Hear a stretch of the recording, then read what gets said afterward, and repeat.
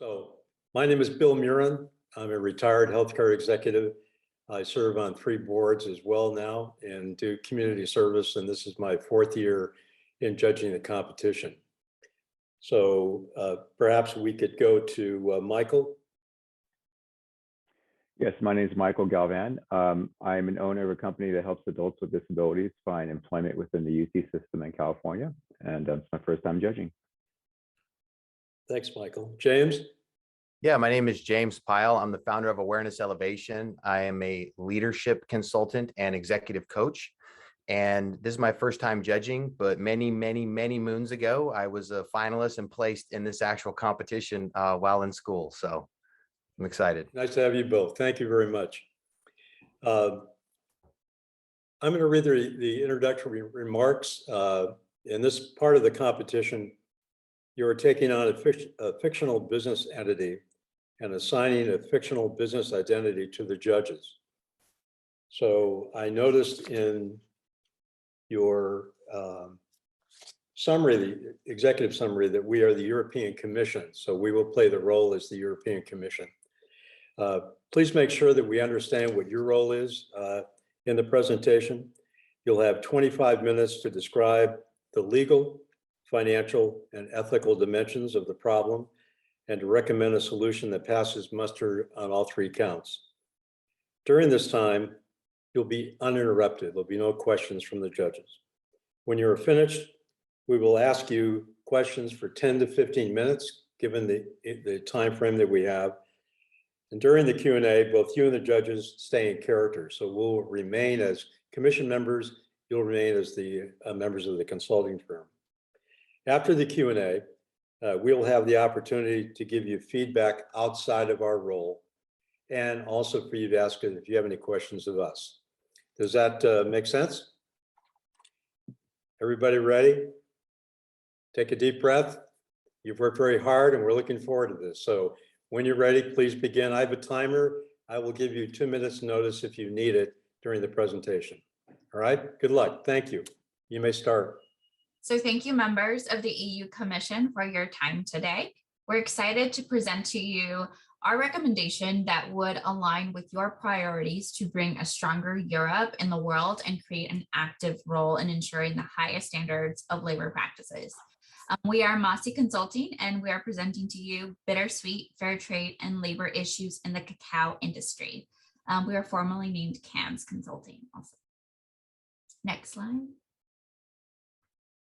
So CAMMZ Consulting consists of myself, Mirna Barrera, Angela Yang, Isabella Ramirez, and Zarin Gonzalez.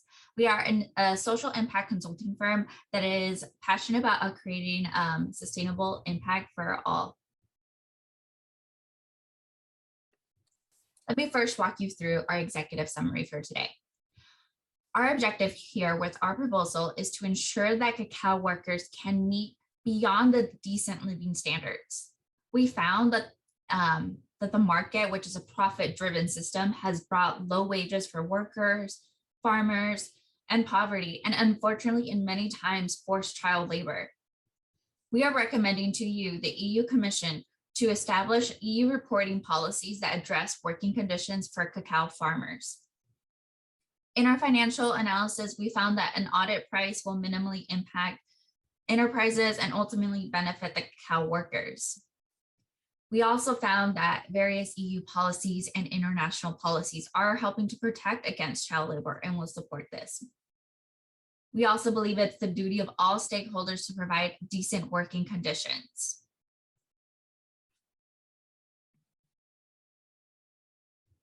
Today, we are trying to address 2 UN sustainability goals of the 17. The first is decent work and economic growth to promote a sustained, inclusive, and sustainable economic growth, full and productive employment, and decent work for all. We also are trying to address 12, which is a responsible consumption and production. We believe that these 2 goals will also align with the EU's own goals to create a stronger Europe in the world. Now, before we get started, quick definitions before we dive into terminologies. Cacao refers to the cacao beans that have not been roasted. So these are the plants. And then cocoa is made of the beans that have been roasted and helps us produce what we know today as chocolate. And I also think it's important to recognize the history of cacao. It's a native to cultures in Mesoamerican, and it was the Spanish conquistadores that brought the sugar and spices to marry nicely to sweeten the bitter cocoa. And it was actually the Europeans that took it to West Africa and cultivated there in the 1800s, and has led to what is today the large Ivory Coast.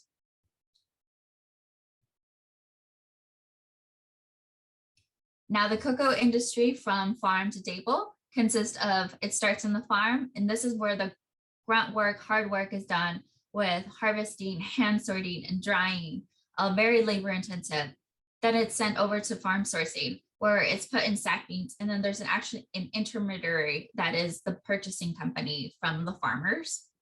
It's passed on to the roasting, which can happen in the exporter country, such as in Europe, or it can also happen in the supplier country. And this is a growing trend as a cost-cutting strategy.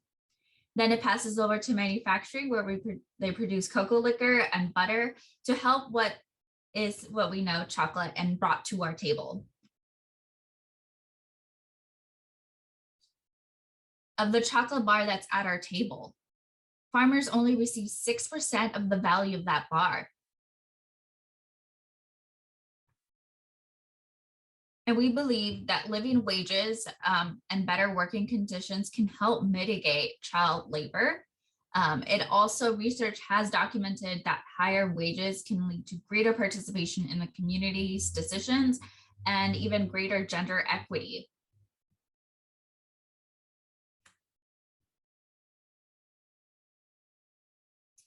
So why are we choosing to bring this to you, the European market? We believe because the region is the world's largest chocolate producer and exporter, that by addressing this in Europe, we can make the largest impact. As you can see in this chart, with revenue cocoa market value worldwide in 2020 to 2028 expected, Europe dominates all the other regions in terms of market value for cocoa, and is expected to continuously grow by 2028. Within Europe, the leading importers of cocoa beans in 2020, dramatically, we can see Netherlands is a high importer of cocoa beans and is actually importing 24% of the global cocoa beans. Now, these cocoa beans that are imported into Netherlands, they're re-exported into the most famous country that we know for chocolate, Germany. And as it is true, Germany is the largest EU producer of chocolate. And we feel like by addressing the European market, we can have the largest impact. So I'll be passing it on to Angela, who will be presenting our recommendations. Thank you, Myrna. So now that we've walked through the background and the introduction to why cocoa and why the European market, I'd like to walk through our recommendations to address this problem. So our recommendation is in two parts, and both of these are policies for the EU Commission to implement. So the first part on the left is to propose that EU-based companies are required to provide transparency and documentation into their fair trade and labor practices that meet set metrics and reporting standards. So the EU Commission would give these EU-based companies the metrics and reporting standards that they have to meet, but companies would be allowed to present them and publish them however they would want to. Ideally, it would be in an annual financials report that EU companies already report on an annual basis. Second, we are suggesting that companies that meet a certain threshold that source from a list of countries of interest conduct a yearly third-party audit for their fair trade and labor conditions. So with these recommendations, we aim to address the financial and ethical implications to ultimately suggest a long-term course of action designed to sustain both the EU cacao industry operations while also ensuring that the EU works towards the UN Sustainable Development Goals. So the EU Commission would be able to monitor, enforce, and improve working conditions and sustainability conditions. Now I want to walk through the stakeholders that are involved in the recommended solution, as well as some more details about our recommendations. So the stakeholders involved would be the cocoa bean importers, so these EU-based companies, farms and workers in the exporting countries, the EU commissioners, auditors, fair trade and sustainable farming organizations, and lastly, consumers. So there have already been cocoa talks with countries of interest, such as Ghana and Cote d'Ivoire, about continuation of these efforts, but our recommendations are making specific requirements and policies. In terms of reporting and audit details, the threshold that I've talked about, only companies in the EU above a certain threshold would be accountable for abiding by these new policies. The consequences for failing to comply with these new policies would result in a fine that would be proportional to their revenue. And then finally, auditors, the EU Commission would also work to develop a list of suitable auditors based on those recommended from the Fair Trade Network and other organizations. So what would these reporting requirements look like? In terms of metrics, we have 3 categories of reporting requirements. The first is environmental, so that would include things like water usage, greenhouse gas emissions, and land management. Economic, including farm gate price and worker compensation. These, Isabella will go into further in the financial analysis. And then lastly, social, so other indirect outcomes from these policies, which might include education rates, community initiatives, gender parity, and work conditions. All of these standards are based on current initiatives such as ISO standards, the BSCI initiative, and also SMETA standards. So these would be based on tried and true methods already. In terms of auditing process, this shows the process flow for a theoretical company. So companies that source from a list of countries of interest would conduct a yearly third-party audit for fair trade and labor conditions. So most of this work would fall on the auditor, and you see in the rectangles above, the things that they would audit include things like traceability data to determine farm gate price, randomized payroll checks, on-site visits to determine labor and working conditions, surveys of the farm workers, as well as scope 1 emissions. You'll see also there are other stakeholders that are involved in this audit process, such as the farmer and the exporting country. Now I'd like to pass it off to Isabella to discuss in detail the financial and legal issues. Yeah, thank you, Angela. So I will first talk about the financial implications of our recommendation. But before that, I want to lay a foundation for how pricing is structured within the cocoa industry. So this flow chart shows how the price of cocoa is ultimately determined. So you start at the C market, which is the commodity market, because cocoa is a commodity. And the price here is heavily influences the final price that is paid to farmers. So the C price is the market determined by, or the C price is the price determined by supply and demand in the C market for cocoa. So this ultimately influences the actual price paid to exporters, called the free on board price. So this price is paid to exporters and consists of 2 components. One, the farm gate price. The farm gate price is the amount that the farmers actually receive in hand. The free on board price that the exporter gets paid also consists of the logistics that the exporter has to perform, for example, transporting the cocoa from the farm to the port. So this is all to gain a greater understanding of what the farm gate price means. And our recommendation proposes an audit enforced by the EU to ensure that this farm gate price, or the price the farmers receive, provides a living wage by fair trade standards. So next, this is just emphasizing that the farm gate price is what you want to focus on in this flowchart.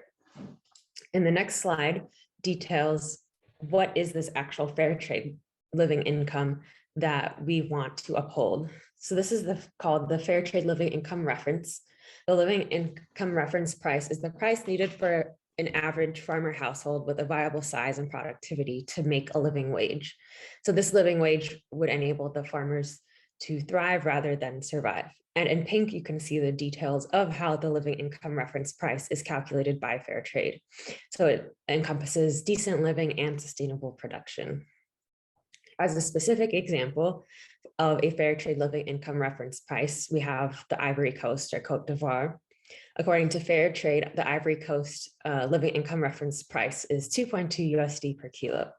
So our audit would require the farm gate price that farmers receive to be 2.2 USD per kilo to sustain this living income. This next slide is a fun graphic that we have found that tries to explain these different components of what farmers and what is actually paid in the chocolate industry. So let's just zero in on an example, Ghana in 2020 and 2021. So on the y-axis, you see the price per ton of the cocoa. So in 2020, the farm gate price was around 1,800 per ton in Ghana, which means that the farmers actually received that. However, the fair trade living income reference was a bit higher, around 2,100. So the fair trade premium would cover this extra cost. And in this specific example, this graphic was provided by a chocolate company, and this chocolate company decided to provide the farmers with enough living income. So that's what the red is, the additional premium that the actual chocolate company paid to the farmers above the farm gate price. So that's all to say that our audit would enforce that these farmers do indeed receive that full price that, for example, in this graphic, up to 2,100. So here we have a breakdown of what this audit that we're proposing would cost these chocolate companies. So I have 3 cases. 1, a large chocolate company, Lindt. 2, Tony Chocolonely, which provided the graphic in the previous slide, which is a mid-sized Dutch chocolate company. And then another example would be a small boutique chocolate company. So for each of these, we have researched what the average audit cost as % of revenue for this size of firm would be. So for a large firm, it would be only about 0.04% of revenue. And for a boutique firm, the average audit cost would be 0.19% of their revenue. But you can see in the last row, in the last row, you see the approximate audit cost and it is not relative to each of these firms' revenue. It is not an undue burden to provide this audit. Now I'll touch on some legal issues that are relevant to our proposal. So in this slide, we're talking about standardized reporting requirements. In the past, the European Parliament attempted to adopt a resolution urging the Commission to explore legislation to regulate and mitigate child labor issues. However, ultimately nothing was passed. So with our audit, we propose our audit would be supplemented by a guidance or policy under Chapter 1 of Competition Act 1998 and Article 101. So that's all I'll say that so far, we have not seen any legislation that enforces this living income. So our audit would be a measure to actually put down in words some way to enforce this living income. And to supplement that, the EU could publish guidance under this article. Another aspect of legal issues. So we have just a few examples of historically how there has not been real accountability or legislation to enforce fair labor practices and living wages in the chocolate and cocoa industry. So for example, in the US Supreme Court said in 2021 that the actual chocolate company cannot be sued for child slavery.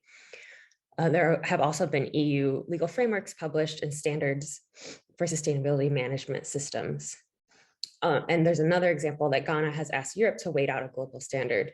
So much of the legislation that is very necessary to help fair labor practices and living income has been delayed. So our audit is to establish the sense of urgency in providing these farmers with a living income. So next, I'm going to pass it off to Zarin to talk about ethical issues. Thank you, Isabella. Now, before we begin talking about ethics, I feel like labor rights, they're certainly not a new issue. For centuries, the fight for fair wage to farm workers has plagued communities across the globe. I'd like to reference the moving words of labor leader and civil rights activist Cesar Chavez. We cannot seek achievement for ourselves and forget about progress and prosperity for our community. Our ambition must be broad enough to include the aspirations and needs of others, for their sakes and for our own. These words brilliantly convey the importance of ethics in our daily pursuits, because how can one conscionably profit off of the exploitation of another? And this infographic here allows us to break down the ethical issues seen in the cacao industry according to the stakeholders in the supply chain. We see that the retailers and manufacturers maintain a hefty bite of the chocolate bar with nearly 80% stake in the supply chain, whilst farmers have some of the lowest shares despite the hours and commitment they put in. And this is why we want to begin the conversation with farmers and workers.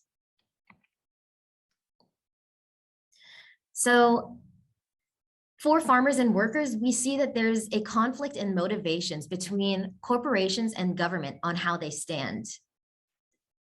These motivations inherently impact how they approach farmers and workers' rights. Many businesses in cacao possess a highly profit-driven model, and it leaves cacao workers and farmers without representation or adequate pay. So in pursuit of maximizing their bottom line, they seek to raise revenue and lower costs any way they can.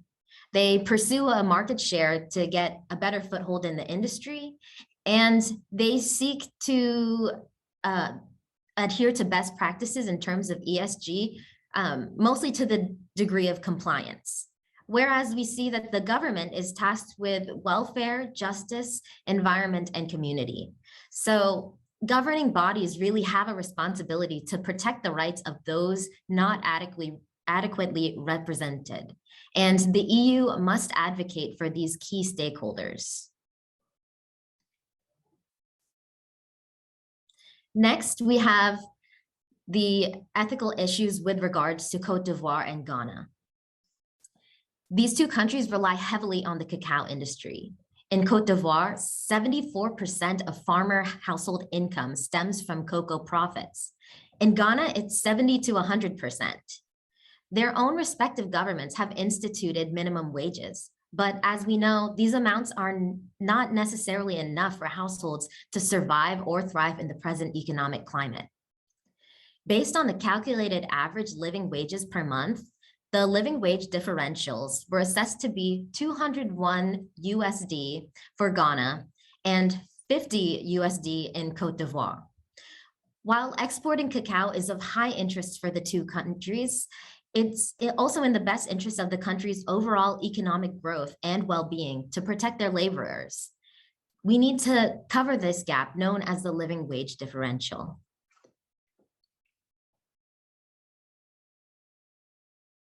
Now, many people alike were raised with the whimsy and mysticism that comes with chocolate and candies, what with the Willy Wonkas and the Hershey Parks of the world that we so love and adored from our youth.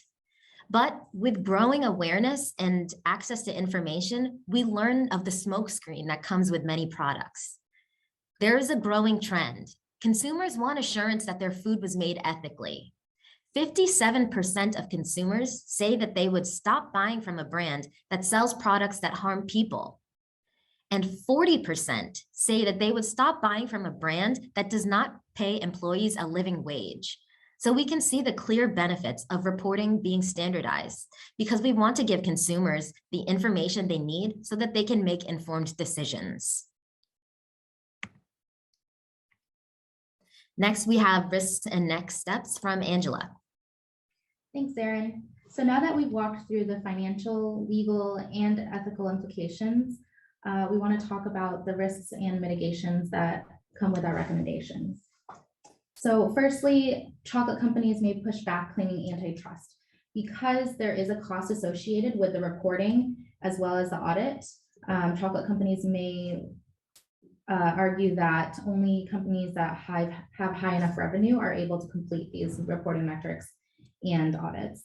So our mitigation for this is to set a threshold for these companies that are expected to participate in reporting standards and audits. This way, small and boutique companies are not burdened with those costs. A second risk is that there aren't enough certified auditors to perform necessary audits. So this, the Fair Trade Association, as well as Rainforest, have already a list of preferred auditors, but we would recommend that the EU compile a list of auditors in advance and pay a premium for these audit services because this is so important.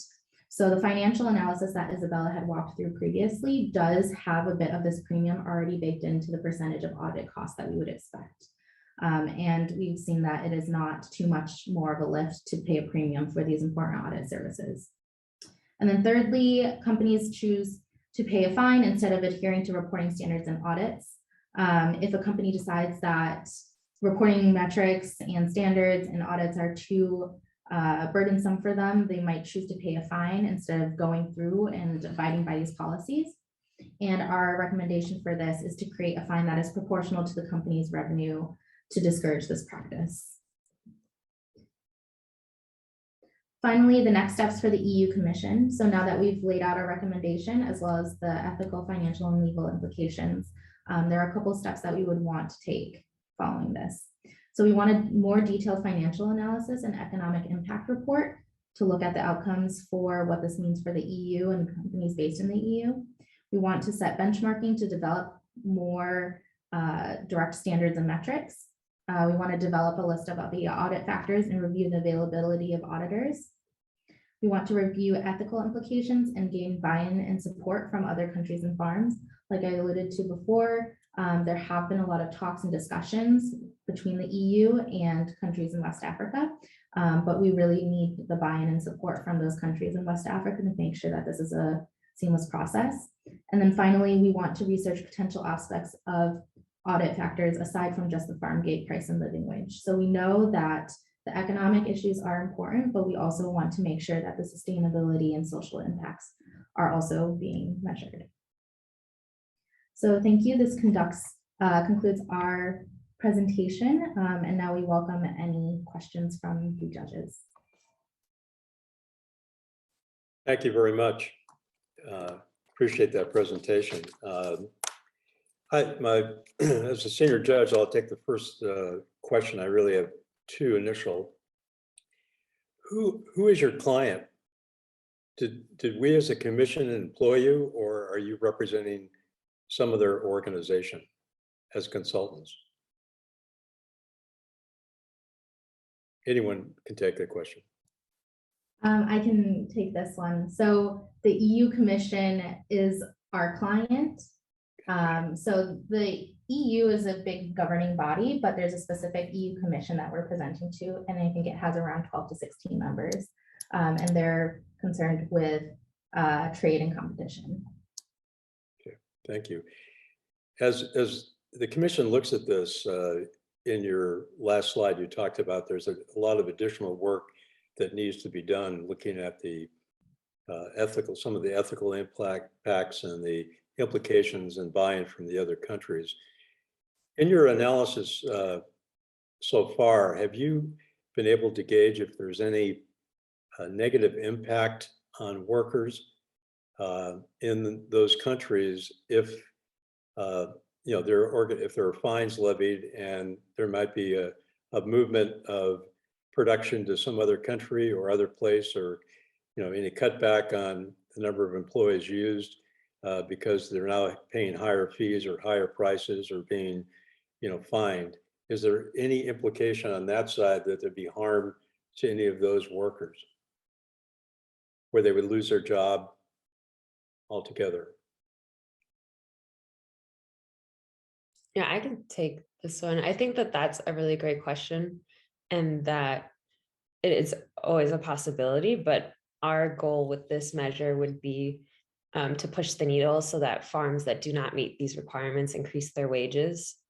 It's because farms that do not meet these requirements would lose business. But I would say that, in the global economy, outsourcing is always an issue, and that could also be another next step to consider how to mitigate that risk. Okay, thank you. Michael? Yes, thank you. I had a question. So I understand that you want to start in Europe, right? And that this is a global economy. So what are your thoughts on how this could spread, should it succeed, to other economies? Like I think North America is one you referenced. Yeah, I think it would ultimately have an impact as A lot of like Nestle, for example, is a Swiss-based, not global national Swiss-based company, and has a tremendous amount of revenue that also comes from North America. So I think in our hope of addressing the European larger corporations is that this would continue to spread to the other regions, and secondary being like this in our presentation of like the overall cacao market revenue, we have North America being like the second largest in revenue stream. So we hope that this will continue into the North Americas. Cool. Thank you. As one other thought based off of what Mr. Murray was speaking towards, should things move forward, do you have any signs or concerns that there be any I guess say retribution towards the actual farmers themselves from the companies to try and deter your proposals? I think that I think that there has been, because cocoa is one of the largest commodities that is under fair trade. I think there's already a lot of movement towards creating more sustainability and better living wages, and this will only increase the momentum that is happening. And we don't believe necessarily that there's going to be much pushback from farmers and workers. And I think with our overall approach with this was to try to address the workers, because commonly with fair trade, the price is sent to the farms. And we want to ensure in the audit that money is being also distributed to the workers, and that the workers are having proper working conditions. So our anticipation is that there'll be more support from the workers and the community. Thank you. Yeah. James? Yeah, I may have missed this. I just was a little foggy on who's actually paying for this oversight and the actual auditors. Is it the commission? Is it the chocolate companies? Who's responsible? I can take this one. The company would be paying for this. So in our financial analysis, it showed that it would be a small percentage of their revenue that would go towards paying for these auditors. Okay, so I would like to understand a little bit more about how you would be able to persuade and convince those companies. Obviously, I think from our standpoint, we could see the power of this and how it's addressing the ethics of it for people's minimum wage. But the ways that those companies would really be compelled to want to take a dip into their profits, even though it seems like a very small amount. And then the other question to go in hand with that is, what would you guys propose to ensure the ethical reporting of the actual auditing? One of the things that was in your example was that, there would be random audits and people interviewing farm workers. What happens if, a farm worker tells the truth and then is fired, because then now it's costing the company more? Yeah, I think that is a concern. One, I think the audit cost, it is a small burden, but I think that it would also help the transparency of the company. So it's not just that the company is paying for something that the EU wants. This is also something that customers want, that we covered in our ethical portion. So I think it would benefit them, and especially if it was an EU policy, it would also lend a lot of credibility to the audit and to the company if they were able to pass the audit and say that they are employing fair trade and labor practices. In terms of any kind of retribution from like the farmer point of view, if they are found to be not employing fair trade and labor practices, I would think that if the audit found that, it would not just impact, it would mostly impact the company, that they were not doing their due diligence in terms of making sure that the farms and the suppliers that they're paying are providing the right working conditions. And I think that would also help move the needle in terms of making sure that this is something that's known. So farms also have an incentive to provide fair working and labor conditions.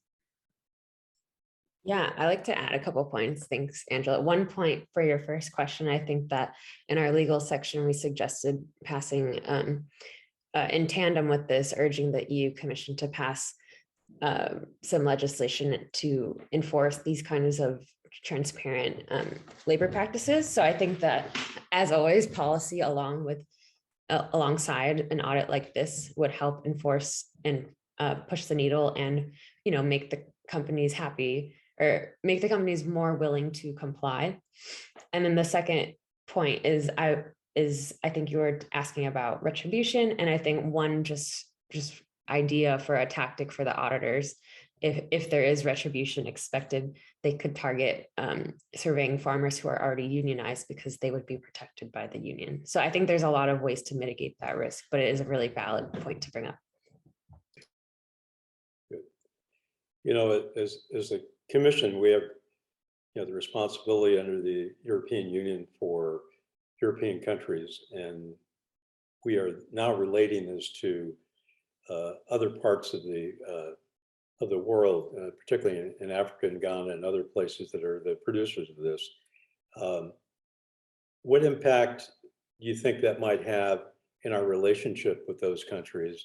Have you been able to talk with any of those? I know you mentioned further that this would have to be explored with the producers, but what's your sense of the impact it would have with the European Union, calling for these types of policies and actually, outcomes if they don't perform to what we're asking them to do, versus where they are now in their countries and they see their economies? Any sense for that? I can take this question. So in terms of our relationships with countries that are suppliers of cacao beans, we feel that this initiative could only benefit the relationship between the EU in general, as well as EU-based companies with their suppliers, because it's really a sense of mutual trust in each other and how we want to support how they are globalized.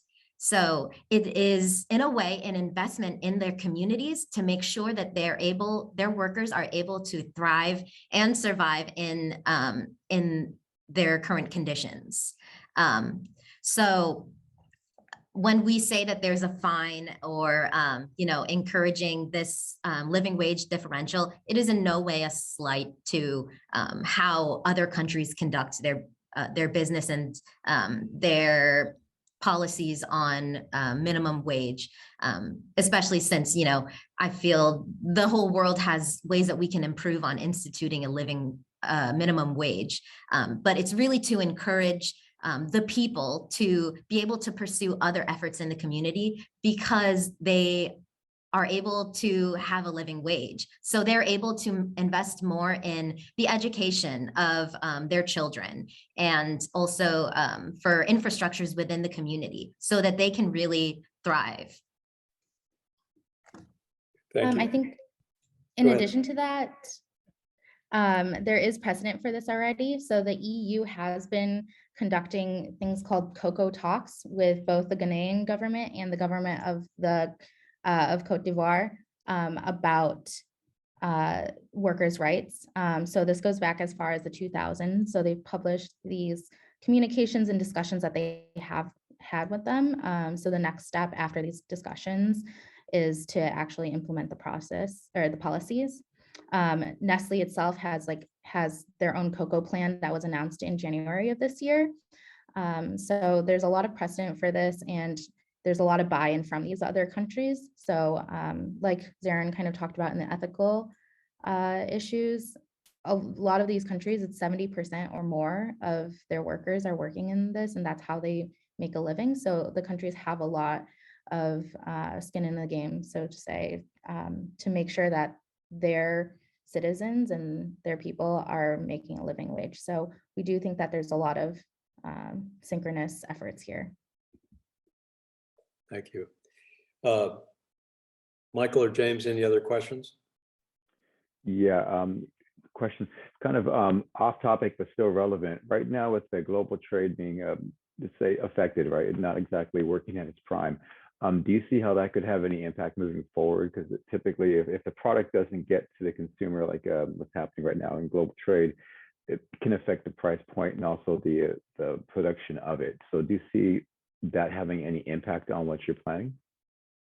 You know, at the moment with the way that obviously policy making is very sluggish right now, and also at the rate that you know, cases are declining and we're now moving forward from this COVID era, we do not foresee any direct impact on the supply chain. Cool, thank you.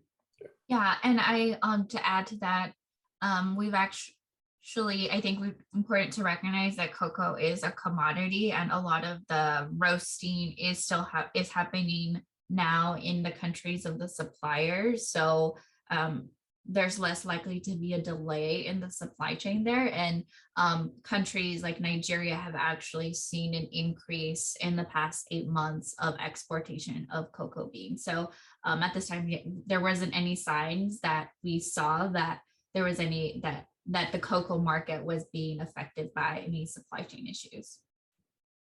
Thank you. Thank you for that. Any other questions from the judges? I just have one final question. You know, you've presented to us as commissioners some very strong recommendations going forward with a lot of data. Is there any downside that as commissioners we need to be aware of if we proceed and authorize the additional work with this? Is there any downside at all? I think the main downside is the legal implications. There has been a lot of pushback from mostly the chocolate companies to kind of slow down these policy decisions. Like the cocoa talks have been going since 2000, so clearly this has been an issue for decades, but the world in general has been slow to really pass any policies and anything really concrete. So we're hoping that this would be that step, but we recognize that it's been a problem to pass these kind of policies in the past. Great, thank you. Well, this ends this portion of the presentation. We want to thank you very much, and we will now go into an opportunity for the judges to give you any observations or suggestions or advices they may have, and for you to ask us any questions if you might have. So this will take about 10 minutes or so. So I'll turn it over and ask Michael or James if you have any observations or suggestions you'd like to share. Sure, I'll go. A couple of thoughts. I liked how you brought up here towards the end of the information about the cocoa talks. It seems like that could be really relevant to present potentially earlier on in the presentation for making the case of what you just spoke to, the fact that these talks have been happening for many years and that things have been slow, and potentially that can be a motivation for why this needs to be happening now, because it's obviously been identified through these talks as an issue, but for whatever reason, it's being slow. At the same time, also realizing, like you just mentioned there, that it's the actual companies that are slowing down the process, right? So we know that they're slowing down the process, but yet we're like the presentation is suggesting that they actually pay for, you know, the auditing. So it just seemed like potentially there's a little bit of a dichotomy there in those points.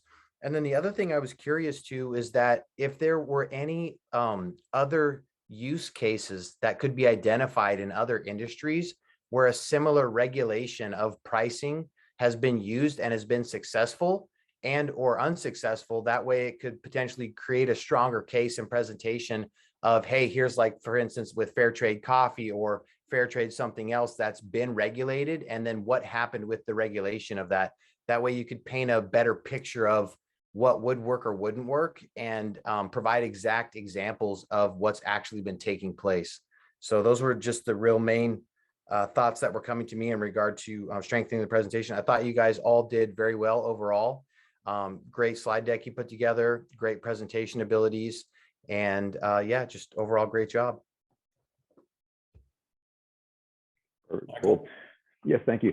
Well, first off, congratulations. I know a lot of work went into doing this, and it's always fun to see the final product and be a part of the process. So just congratulations on being where you are. And so getting into the information, I think James did a really good job hitting it on the head here. My thought background was legal fees. Like there is going to be pushback from the companies. Prior to this, I being someone who loves chocolate, right? Prior to this, knowing that companies are not following regulations, there could be legal fees that need to be built into this. And so I didn't see that built into the slides, into your presentation. So that could be something to look at. The expression cash is king. Who's going to pay for that? Where's that going to come from? And I know Bill, Mr. Murray had suggested or asked the question of, or one of the judges had asked, who's going to pay for it? So that's something else to put in there, because I was thinking money in the background, like who's going to pay for this? Who's going to fight this? How is this going to be moved forward? So those aspects are key. So something to look into it. Other than that, just as far as the presentation itself, very engaging. I would just look at your mic system. I know a couple of times I heard echo in the presentation, and those little things tend to kind of pick at it, but those are small things. Other than that, I liked it. And again, just to kind of throw kudos towards James. Yes, other industries like coffee industry and so on could help give more strength, because if it's seen that other industries are taking similar and succeeding with similar actions, it helps your case immensely. But other than that, thank you very much. It's been fun to participate. Thank you. Congratulations. All your hard work showed in your presentation. It was well thought out, excellent slides, a good presentation, and I echo the comments of both Michael and James. You know, one suggestion in terms of whether it's a commission or a board or even an executive team, consider showing the downside or the potential impact that they have to consider. As you're presenting things, there's always the upside and the opportunity, but there's also the other side of this that they have to consider in their role as fiduciary responsibility. You know, what's the downside here? Is there a downside? Is there an impact to us politically? Is there an impact to us globally? I mean, what is, so we can consider that as we go forward.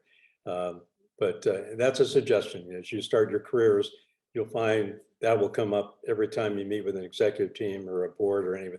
We're always going to kind of focus on that as well. But congratulations, really well done. This was very enjoyable. Do you have any questions for us that we could answer for you?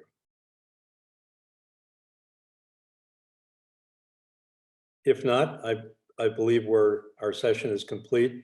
Again, thank you. Best of luck in the competition.